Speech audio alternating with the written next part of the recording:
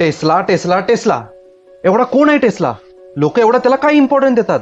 Magnetic फील्डचं unit Tesla आहे. Elon मस्कच्या कंपनीचं नाव सुद्धा टेस्ला आहे.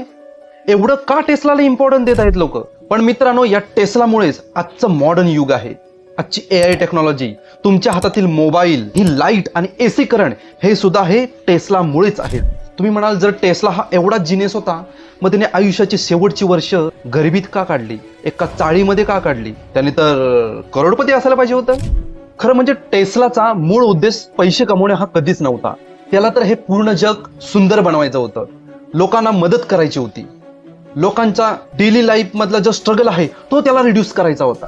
कारण वॉर ऑफ करंट एडिसन नाही, टेस्लाने जिंकलं होतं.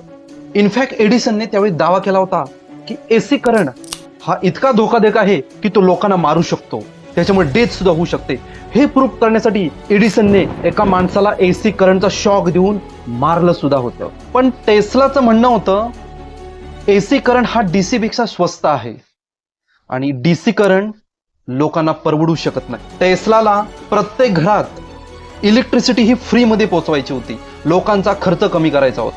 कारण DC करंट हा फक्त श्रीमंतांना परवडणारा होता.